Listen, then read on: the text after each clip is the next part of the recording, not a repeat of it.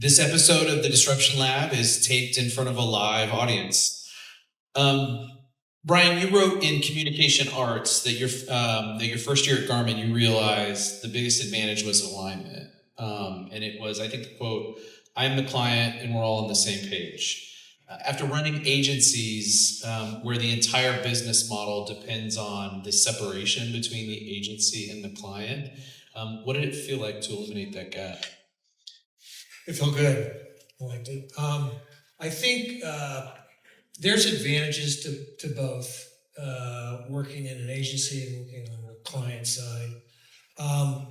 For me, it was a chance to take a lot of what I learned from the ad agencies and apply it to the client side, and then also enjoy some of those things that the client side has that agencies don't have. So for me, just the fact that I work at Garmin, I am a Garmin employee, was really important because we're all trying to do the same thing. I think when you work at an ad agency, you end up having a relationship with the client that is not, beyond surface level. I mean, you end up giving presentations. Maybe you're at an input meeting, but at Garmin, you spend time with the engineers, that you see the CEO. We have conversations with each other, so we're all on the same page. We're all trying to do the same thing. So you feel like you really make a difference in the growth of that company. So I would say for me right now, it feels like the right thing. And I broke my ground. I was talking to somebody over here. I said, I've been here over 11 years, and it's usually 10 years. Either they get tired of me or I 10 years and you're out. Yeah. Okay. All right. figure, well, I got to go. And so far it's been 11. So we'll see So I want to press on that a little bit. Not the tenure thing. Yeah. So congratulations on beating your own record. That's awesome. But the idea that the creative balance between inside and inside, and I think that's one of the things that as we talked about what this session was going to be about, a little bit about the in-house, Sure. keeping things outside. But for those of you who don't know Brian's background and history, you created some of my favorite commercials, Sonic, the two guys. You guys remember the two guys from Sonic stuff? Also, you shaped Southwest's "You're Now Free to Move About the Country" campaign. And these are, I think, campaigns that became a part of American culture. And you did that outside of those organizations as an agency. Do you ever miss the adrenaline of the pitch? That part of the business that's like the junky part of the agency business is, that adrenaline rush of pitching. I loved it and I hated it. Okay. To be honest, I mean, it was a lot of fun, a lot of energy. You put ideas up on the wall. You were never done. You're always kind of chasing new strategies. You're building relationships. You're trying different things. And you see as the pitch goes along how you're faring against the competition. I think ultimately the selection process can sometimes be kind of random. It could be you didn't have a chance to begin with because they wanted a New York agency. Yeah. Sometimes that happens. Other times you'll win, but it's a tough phone call to get. Put it that way. When they say, you're very excited to talk to them and you didn't get it, and it could be so many different reasons. So there is a lot of adrenaline that goes along with it, but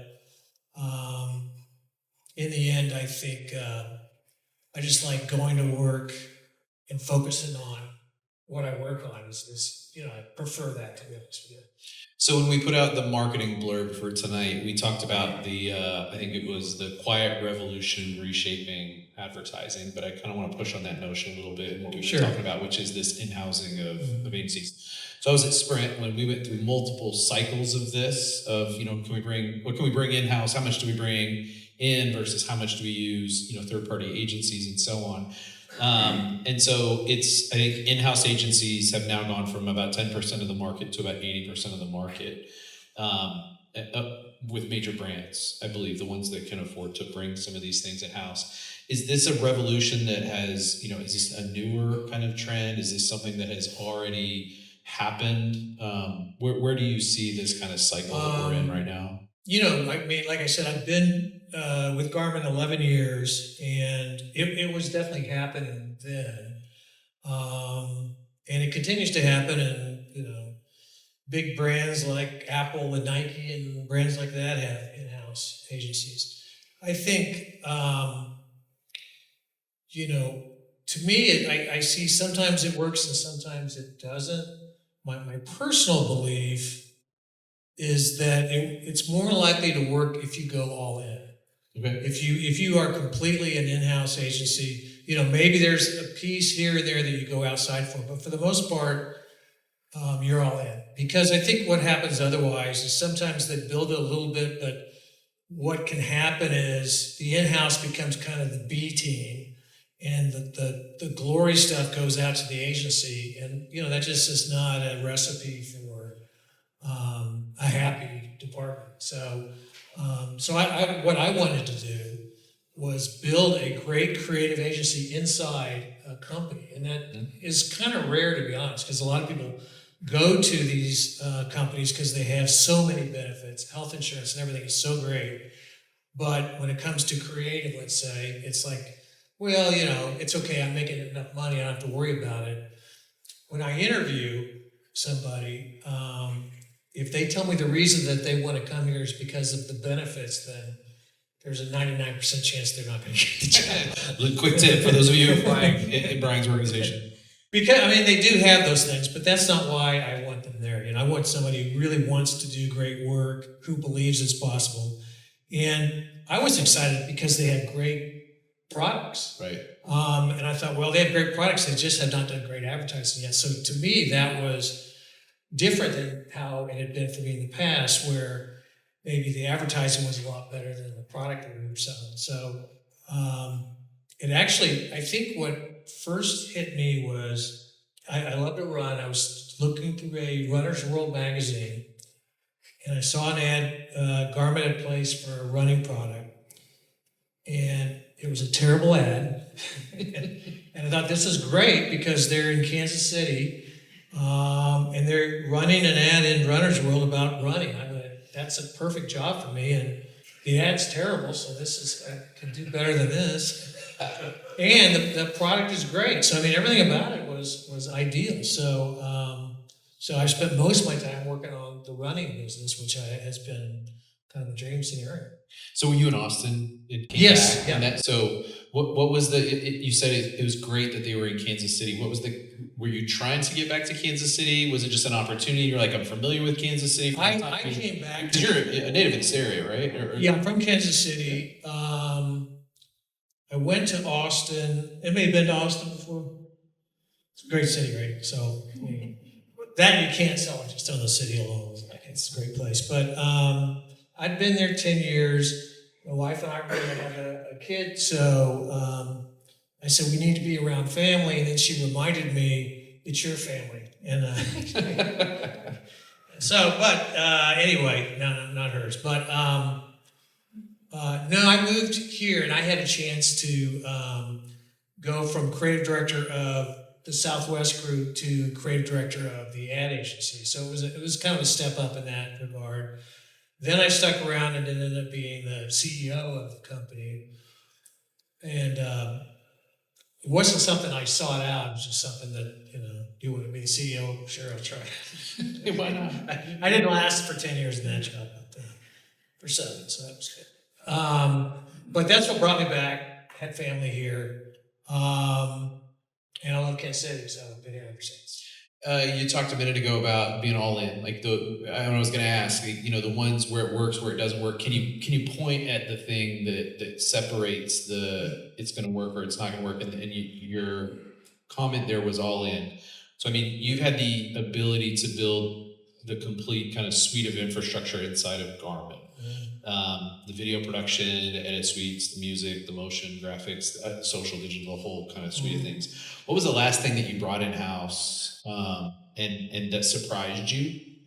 The thing where you thought that could still stay with the agency, but by bringing it in, You know, I would say the last thing was design capabilities, just because I didn't think there would be that many. Just like on the graphic side, just on the Just design like what you see on the wall there, and there's been quite a bit. And I always try to look at design as a specific talent, writing, motion.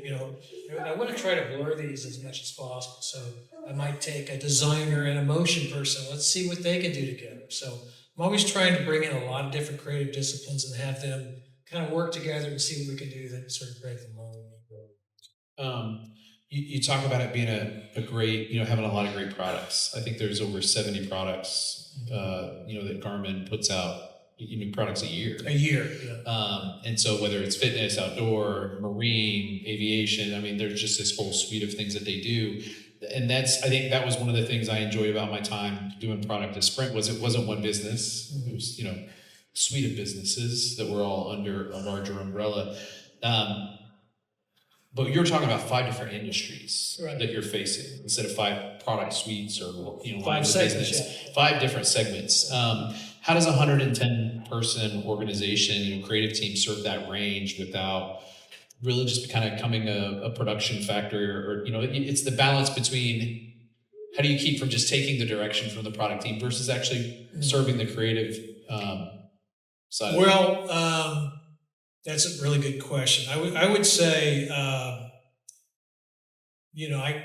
I spent my first couple of weeks just learning as much as I could. I took a lot of notes. I tried to see every area where we could improve, and it was a long list, a lot of paper.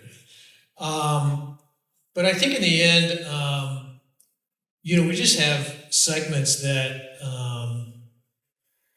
they're so happy with how much better the work is that they're very agreeable to where we're going. I think we've had to overcome. This has probably been the biggest thing. The idea that we are a service department. Our job was just, what do you need, and we'll give it to you. To the idea that we're really a smart group. We're experts in creative, and we can make a recommendation on this is the approach to take. Because honestly, if the engineers are making the creative calls, how good is the creative going to be? We've had calls where you have several people on the call and they all have comments, they all have input, but that doesn't mean we're going to use it all. Sometimes we've got to kind of make the tough decision. But I had a woman in Europe. She said, I notice sometimes you'll be on the call and there'll be 20 people and they'll all make comments, but then you don't do all the things that they say. I go, yeah, that's true. And she goes, well, if you could, I'd like you to take notes on what everybody's comment is and then react as to why you didn't do those things. And I said, I won't be doing that. That sounds like a lot of work.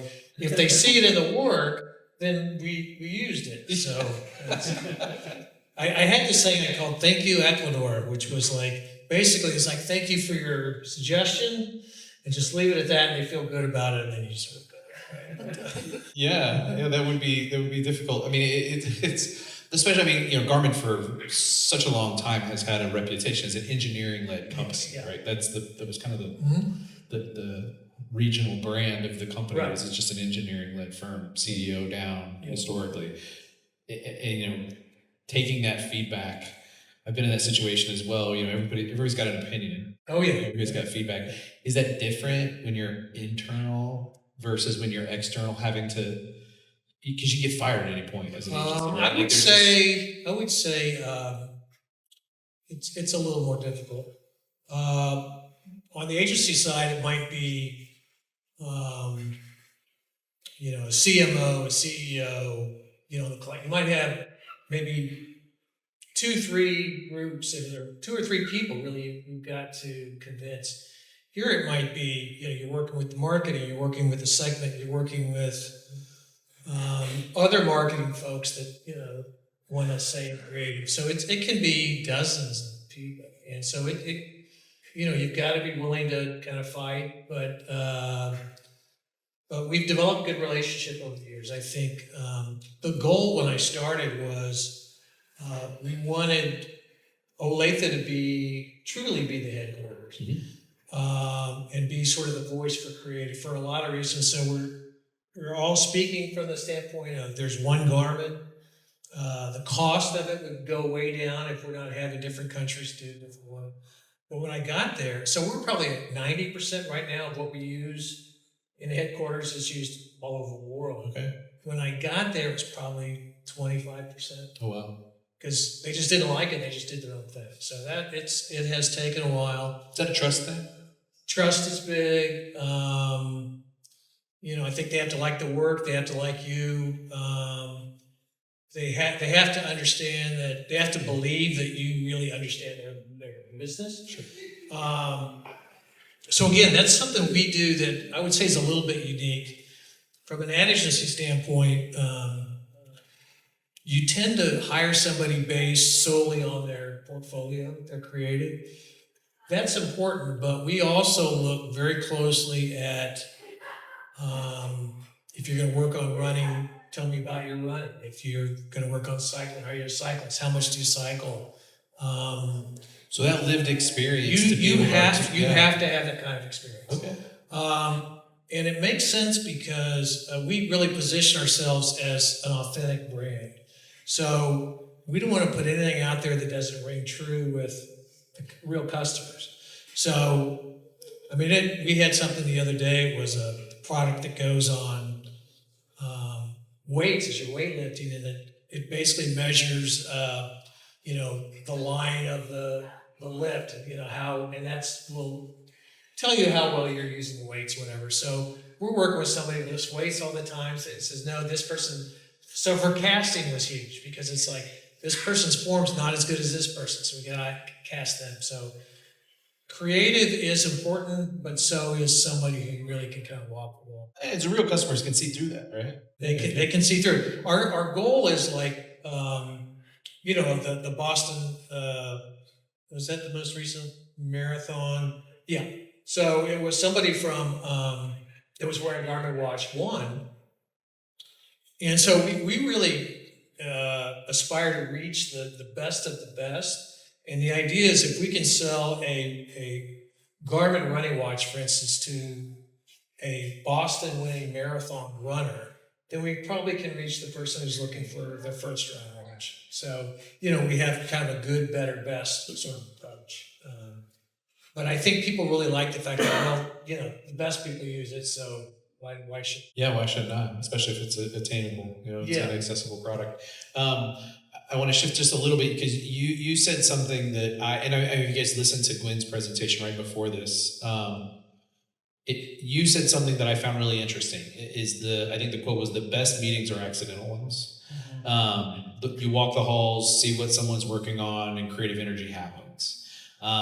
It sounds great with 110 people in one building, but you're talking about serving markets across the globe. What happens when the team is remote, when distributed work, some of those, types of things, and it's scaled kind of beyond that hallway, beyond that opportunity for those collisions. How does that work? Well, I think it's a lot of communication. It's a lot of, we at least twice a year we get everybody together. The folks from APAC, the folks from EMEA, all will come together, and we'll meet on our products. We'll all go to dinner together. We have a lot of good conversation. So we're a pretty tight group. They're not just people from some other country. We all know each other. We're friends. So that's good. And I think there's a lot of mutual respect. But yeah, I do believe that it is sort of accidental kind of behavior that leads to the best. Those collisions or that's why I know there was some people don't like flex hours and they don't like going back. For a creative person, I think it's important because I might walk by and see somebody working on something. I'll talk to them for a minute. I may leave and have a thought and go back and say, hey, did you think about this? We may talk a little bit more. Maybe somebody else comes in. So you may end up with something amazing. If you're on a Teams call or whatever, you're just on it for that, 10 to 10:30, and then you're on to your next call. So that that serendipity just will not, it won't happen. It can't happen. So I think those accidents are so important. I think it also shows people that you believe in them. I mean, you're interested in what they're doing. You want to hear about, the project that they're on, and I think people feel appreciated by that. And that I would imagine, all right. I remember when COVID first hit, and we were talking about this is this will forever be changed, and we'll all be remote. I was like, no. I mean, the human interaction is too powerful, and we curated every meeting, like you said, it was little blocks, and that's all you saw of a person's world, and you didn't get the after meeting conversations or the hallway conversations and those types of things. I assume when you talk about that serendipity or those collisions, it's not just within your 110 person organization, it's with the engineers, it's with the product, it's with the rest of the team, the rest of the company, the other people that have these perspectives. It's not just among the creatives. Absolutely. Yeah, I think it's important. When I say walk around, it's not just the creative department. It's really all over the building, and getting to know the person that runs fitness, the CEO, the CMO, the COO. People that head up the segments. All that stuff is really important to just get an idea of where their head is. Have a lot of conversations, and you're always kind of finding out where each other's at. So I have a feeling this is maybe the question that a lot of people want to hear tonight. Okay. Let's talk about AI. You lead a large organization of creative folks, and now we're seeing tools that are being created that can generate copy, images, video, do a lot of different things. How are you thinking about AI, what it replaces, what it augments, how it fits in the business, inside of a team of people who pride themselves and are really good at human creativity, at that creativity aspect? Well, first I will say that we're pretty slow adopters. I mean, not that we don't use it, but I mean, some people are gung ho, but we're pretty cautious. We really look at risk versus reward and all those things. It has to meet our values. It has to feel authentic, etc.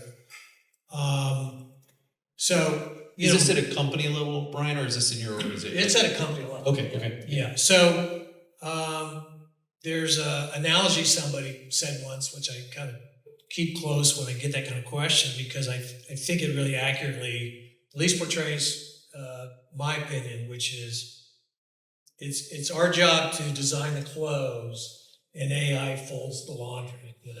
And I think if you look at it that way, that's pretty good, because it's like we don't want to lose sight of what it is that we bring. But if AI can do anything to make the job go faster, go smoother, then I think we're off the right. So, and then the other thing I kind of touched on is authenticity. We're not going to put a CGI fake mountain background or thing like that.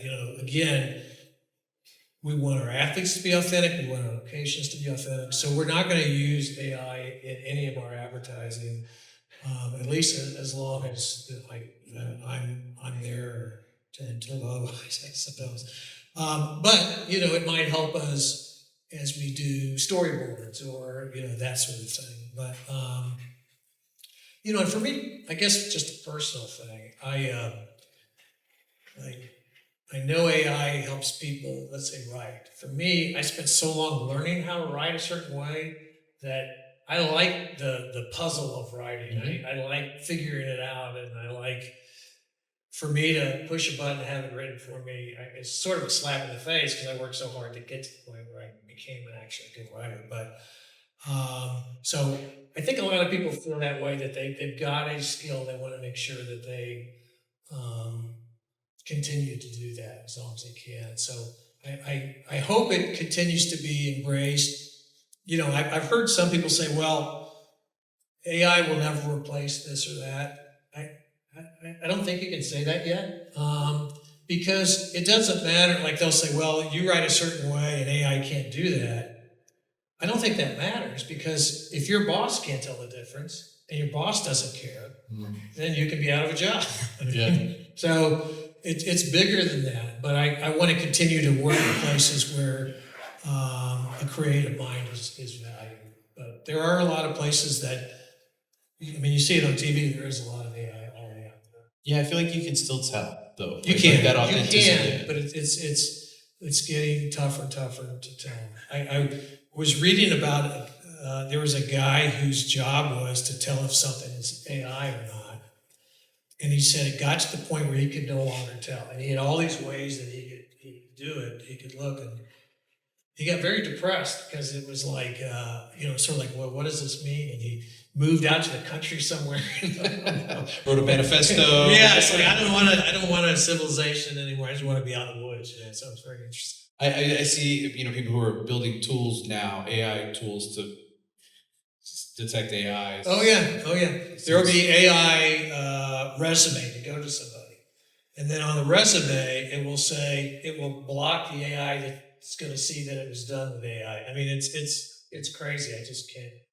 Does it? You talked about being slow to adopt, but is this an eventuality? Is this what does it concern you about the future of the creative class, the creative Just work? creative in general. Yeah. Yeah, a little bit. I mean, I think there's always going to be true artists, great writers, great art directors, all that. But I think over time you're going to find, maybe you'll find a Pulitzer Prize winning book that was written by AI. I don't Yeah. know. I hope not. Right. But I can't say with certainty. When we teach people about what an LLM is, what AI is actually at its technical level, is it doesn't do nuance. Right. It doesn't do the emotion. It does the intrinsic. I've always good advertising invokes Right. the emotion. And I don't think it can handle anything like that. And I don't know. I mean, we're a long ways away from it being able to do the nuance piece. Yeah. That My son, he just graduated from college, and AI obviously is big in college, and he was starting to put some feelers out with some letters, and I read one of them and I said, "This is AI," and he goes, "I don't think so." I go, "No, this is an AI letter. I mean, you don't use these words. This is all flowery nonsense. I mean, you haven't said one specific thing. I've never heard you say that. I've never heard you use any of these words. There's nothing about this that is specific to any experience you've had with this company. This is AI." He goes, "Well, I don't know, maybe." I go, "Well, okay, you're not going to send that as an example of you as something that you pushed a button that wrote. So you're going to rewrite this thing." Yeah, So, good for you. I'm his dad, so I can live it. Yeah, for sure. I want to go back to the in-house, outhouse. Outhouse, yeah. Yeah, in-house, outhouse piece. I get that works. I guess in my experience, there's a tension that is created from being on the outside because of that. You're always on the edge. You could get fired. You could get replaced. Companies could, and oftentimes I think that pushed our agency partners to be more creative, to have to push the envelope a little bit. What's the motivation internally to push the boundaries, and that where's that creative tension maybe come from? I don't know if tension's the right word. No, that's a really good question. I think I would say maybe the biggest danger of working client side is not taking enough chances, of becoming stagnant, of kind of believing your stuff is better than it actually is.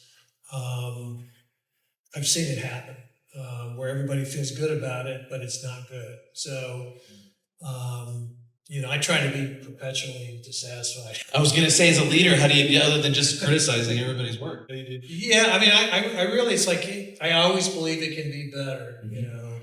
There's never anything that's perfect. See, looking at my. Well, people don't always like that, but that's true. But but I do believe we got to keep pushing. And sometimes, what you'll see is you might work, let's say, with a marketing person who says, "Well, if you do that, this might preclude this customer." Because part of strategy is it's not just coming up with like who you're reaching; it's the willingness to not worry about certain people, to sort of focus on this group. And sometimes at the company, you're like, you look at the brief and it'll say, we're looking to attract people 0 to 99, who like to be active. Everybody will use this product. Yeah. So you're like, no, let's try to really define who this is, so we can create. So, and again, so that's part of it. The other is this has been a big shift. They're engineer led. That is not a surprise for me. I like the fact that they make great products. The downfall is this is not an emotional group of people. And I remember having a meeting. It was probably maybe 3 weeks into the job, and I put all these panels up. And this is for the executive team, and it was all the different products that we had. And I said, about the Phoenix 5, about this, about this. So I want to introduce you to something you don't know about. And I'd flip it, and the Phoenix turned to this person's face, and I go, "This is Bob. He blah blah blah blah blah blah. This is Susan. She's this old, and she does this." And everybody's like, "What is it? What just happened? Yeah. Who are these people?" But I said, we know so much about our products. We don't know anything about our customers. We don't know what moves them. We don't know what excites them. It's not just what our products have. It's what it does for them. It's what it allows them to achieve in their life and what it means to them. So that's been a continual process. It's moving beyond just this amazing product to what this product means to a person who bought it.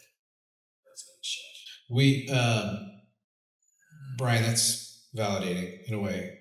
When we talk to founders, early stage founders, oftentimes, we'll start with what problem are you solving? Start there.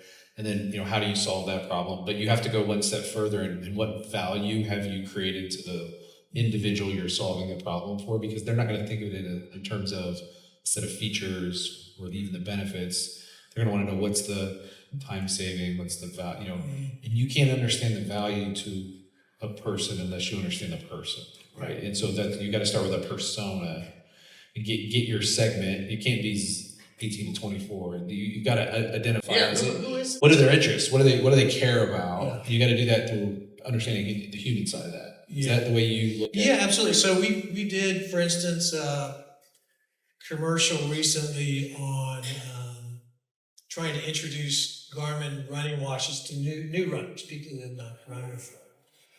And I think the old model will be, we'll just really push this beginning watch because it's just got only the features that you need. So, well, let's really try to understand what a new runner goes through. Why don't they do it? What are their apprehensions? How do we capture that? And let's put that on film. So we talked to new runners,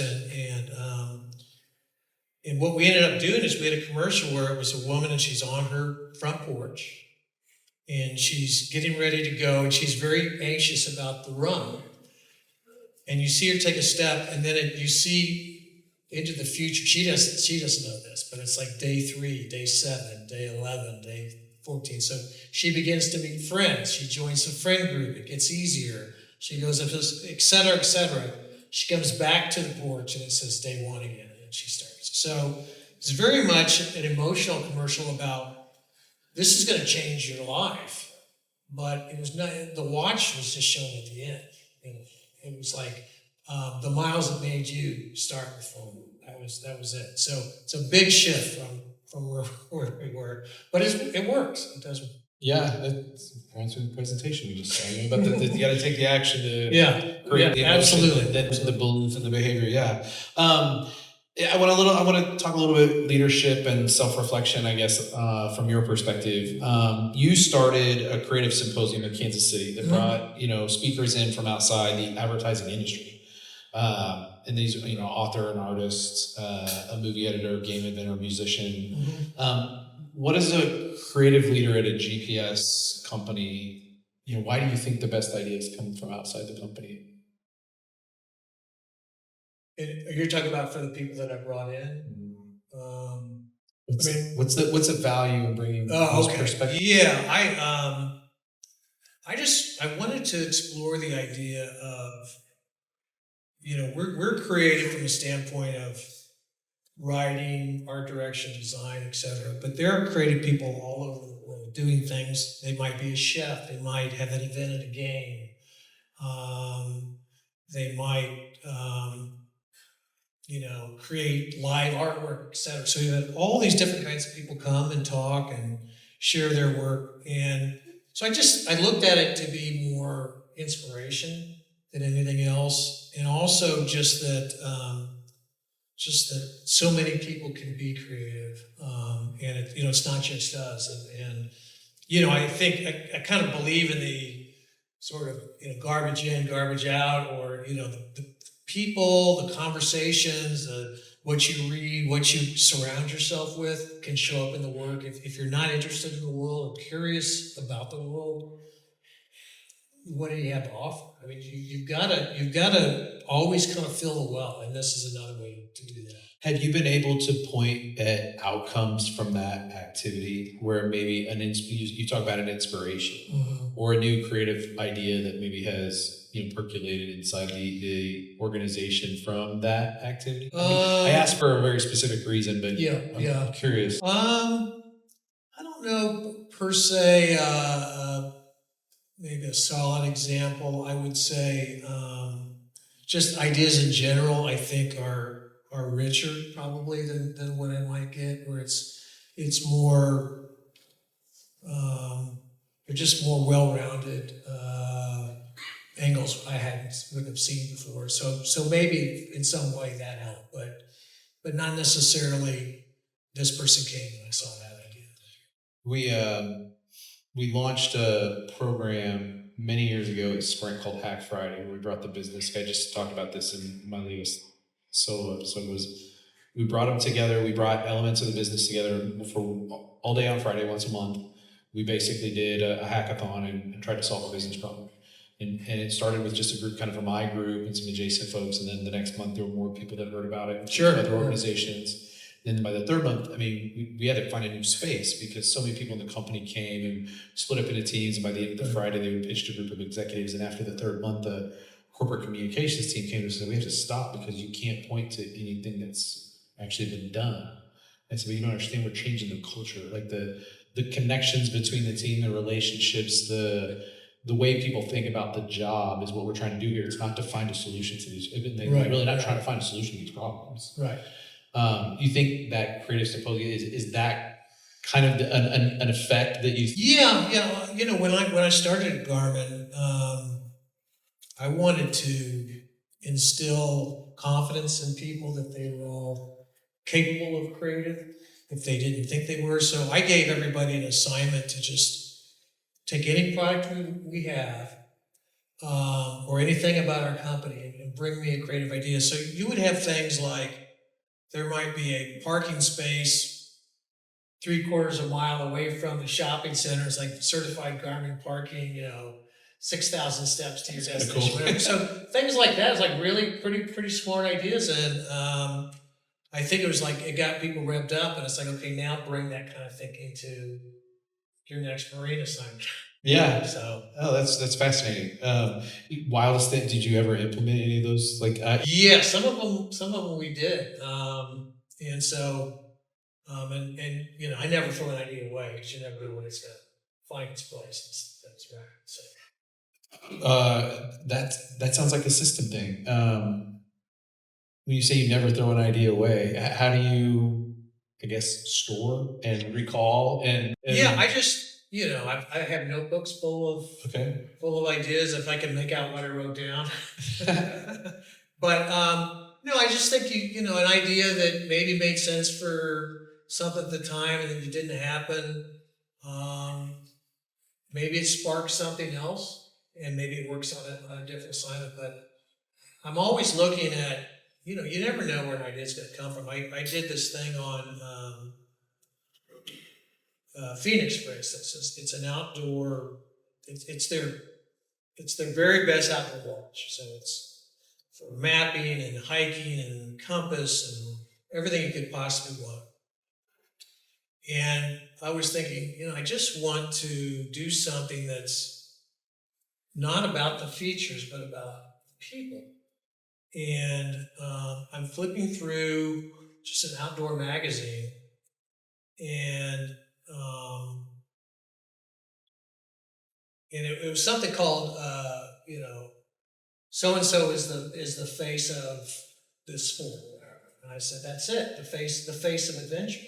So I had, you know, she is the face of fortitude. He is the face of determination. He is the face of perseverance or whatever. So all these people and kind of what they meant, rather than go through the product and say, it's got this, it's got this, it's got this, it's got, you can show that stuff, but humanize it, turn the features into something human. And that came just by flipping through a magazine and kind of, oh yeah, that kind of works. So Talk about the people. You're a serious movie guy, right? I am. I understand. You've done some good research. I understand that you're a serious movie guy. If you were to cast, if you were to create a movie about the creative team at Garmin, who directs it and what genre is it? I think it's a comedy, first of all. Okay. All right. I appreciate that. Well, it's a comedy just because for a couple of, one, I think we laugh a lot, we have fun, but also you just find yourself in they're just silly situations. I mean, you have to laugh at it.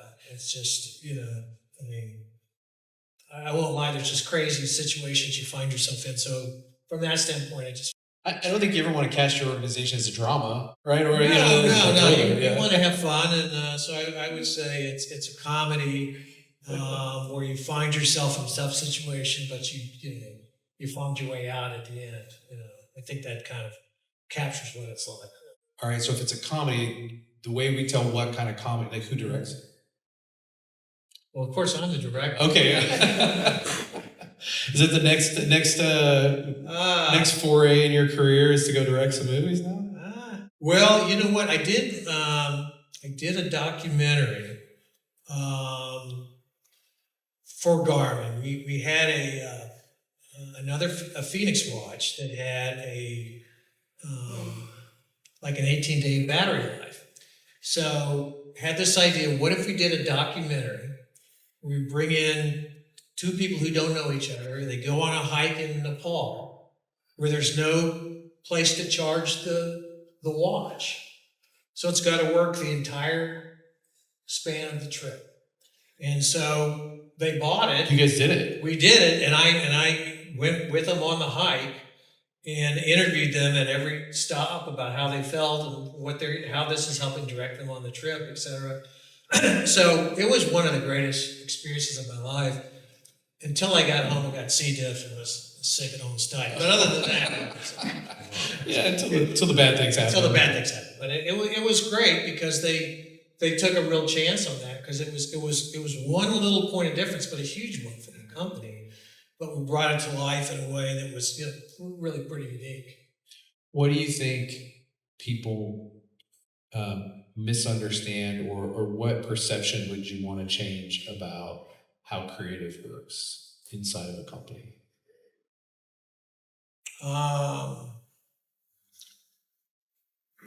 Well, I think the perception is like the sort of the black T-shirt. He's those two are the creatives here, and they just come up with great stuff. And sometimes that happens, but I think it's people that love ideas. It's a lot of work at the craft. It's a lot of back and forth. There's a lot of work to it and a lot of fun to it. Mm-hmm. But I think it's not what we might have as the stereotype for creative. It's more just people that are interested in life and see a lot of movies, and read a lot, and like to meet interesting people and travel, and just if they have downtime, they're doing something creative. So it's a certain kind of person, but it's not somebody that just creativity just spurts out of them. I think they've got to take a lot in. But so after 40 years in the business, copywriter, CEO, to running the creative engine for a global technology company, what do you now know about ideas that you didn't 25 years ago when you first did ads at Bernstein? Um, well, I would say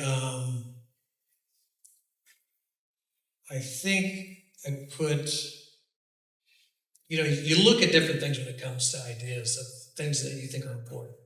And then I think the longer I'm in the business, there are certain things that boil up to being the most important. I think where I am now, and I don't think it will change, is simplicity is the number one thing. I think the best ideas are the most simple ideas. Those are the ones you remember. And if you look at, whether it's the Starry Nights or the Mona Lisa smile or a yo-yo or a spoon or anything, it's the simple things that really change our lives. It's the simple things that creatively people remember, and it's people lose their way all the time when they try to be so creative that simplicity is lost. It's really the idea of continue to boil it down until you get to that simplicity rather than make it complicated. So I would say that's the biggest thing. I think what goes along with that is clarity of message is so important. If they don't know what your message is, it doesn't matter how great it is. It's like, okay, what is the takeaway? What are you trying to say? Can you get somebody to give you that thing? So I would say those two things, and then creative is obviously what you bring to it, but it's never enough just to have that. Brian, thanks for coming tonight. Thanks for sharing your Yeah. story with us Thank and you. sharing your perspectives. I think it's fantastic that I'm glad you're back from Austin, and I'm glad you're still in the seat 11 years later at Garmin. Yeah. I think they're better off for it, and I think Kansas City's better off, better off for having your creative energy here, and I appreciate you being here tonight. I appreciate it. I appreciate you reaching out to me. It was nice to meet all of you as well. Great.